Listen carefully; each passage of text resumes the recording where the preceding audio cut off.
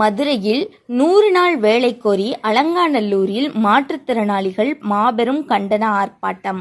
மத்திய அரசு 100 நாள் வேலை திட்டத்தில் மாற்றுத்திறனாளிகளுக்கான சட்டப்பூர்வ உரிமைகளை பறிப்பதாக கூறி மதுரை மாவட்டம் அலங்காநல்லூர் ஊராட்சி ஒன்றிய அலுவலகம் முன்பு மாபெரும் கண்டன ஆர்ப்பாட்டம் நடைபெற்றது.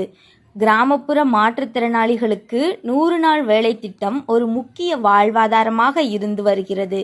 ஆனால் சமீப காலமாக மாற்றுத்திறனாளிகளுக்கு வேலை வழங்க மறுக்கப்படுவதாகவும் அவர்களது சட்டப்பூர்வ உரிமைகள் சிதைக்கப்படுவதாகவும் கூறி தமிழ்நாடு அனைத்து வகை மாற்றுத்திறனாளிகள் மற்றும் பாதுகாப்போர் உரிமைக்கான சங்கம் சார்பில் இந்த ஆர்ப்பாட்டம் முன்னெடுக்கப்பட்டது.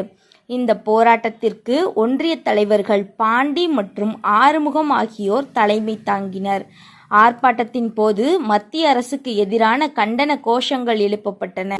வாழ்வாதாரமான 100 நாள் வேலையை உறுதி செய், சட்டப்பூர்வ உரிமைகளை பறிக்காதே போன்ற கோரிக்கைகளை வலியுறுத்தி முழக்கமிட்டனர். அகில இந்திய அளவில் மாற்றுத்திறனாளிகளுக்கான வேலைவாய்ப்பு உரிமைகளை மத்திய அரசு முறையாக நடைமுறைப்படுத்த வேண்டும் என வலியுறுத்தப்பட்டது.